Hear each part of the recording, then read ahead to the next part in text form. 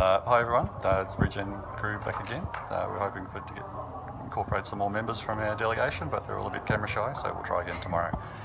Today we're standing in front of our other poster that's here at the conference on our mother and baby unit, mother and baby withdrawal unit. So come and have a look at that if you haven't had a chance already.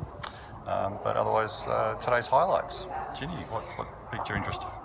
Well, for me today, there were two main themes, opioids and opioid use. And that started off with Paul Dietz's oration this morning, which was around, why haven't we solved the problem of opioid overdose use? And obviously, as the overdose response project worker at Regen, that's something that I'm really interested in. So that was really good. I went to a few other things.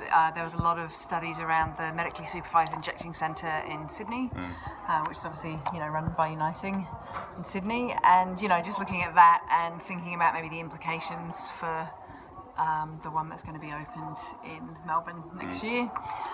So that was all really thought-provoking. And then the other thing that really stood out for me was the orations around advocacy and around consumer participation. Again, they were very inspiring and probably for me kind of led on from the talk yesterday by the person whose name I've forgotten, Dr. Megan Williams, was it? Oh, Megan Williams, yes. Yes, sorry, yes. Just quickly looking at my program.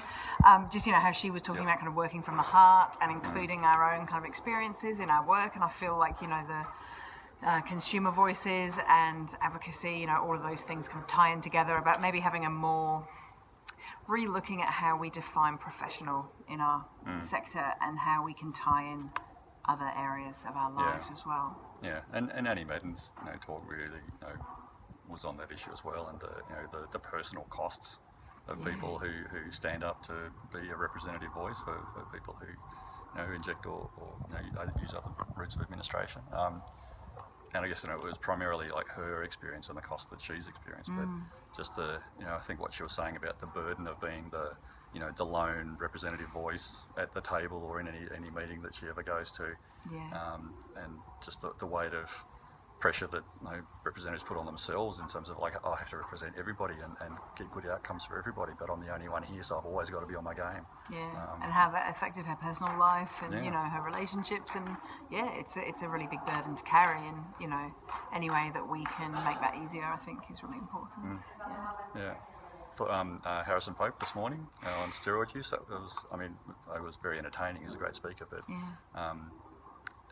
I guess he referred to it as the secret drug use because it's not widely recognised. But just that one stat that 30% of anyone who uses anabolic steroids will develop a dependent syndrome is just frightening. Mind-boggling. And the fact that he was saying that over 4 million people in the US had tried steroid use, and I just it wasn't a drug that I considered very much, and so I was quite staggered by the numbers.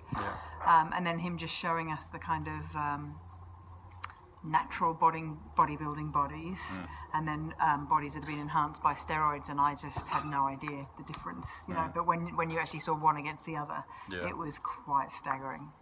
So check the APSAD hashtag feed for that, for some of those before and after images on in the Twitter feed.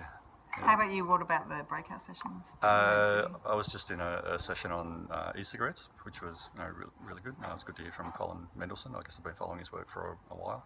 I guess looking at a lot of the really practical advice that can be given to AOD workers and other health workers as well in terms of supporting harm reduction with their clients, but also just again, and it's a familiar story, just the huge number of barriers that are currently in place that prevent that sort of work being done. And and I think Nicola Sirius sort of made the comparison that to any new harm reduction initiative, there's always enormous opposition and administrative barriers in the way, but just need to keep pushing and make the case to make them more accessible.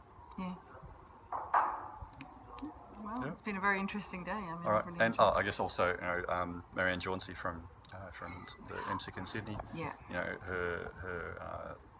Her presentation on the need for all of us in the sector to to engage in advocacy and make our contribution to creating windows of opportunity, using the Richmond MSIC as an example, but we all have a role to play and have contributions to make. So hopefully that'll inspire some action by everyone at the conference, and we can start writing letters to the editor and blogging, posting social media posts.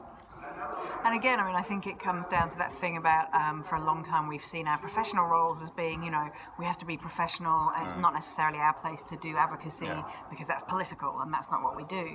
And so it was really nice to see that kind of dovetailing of, it is actually part of our professional role, because if we don't do it, who will? Yeah, and I guess that comes back to Megan Williams' yesterday as well, about wearing many hats. Yeah, and that not necessarily being a bad thing.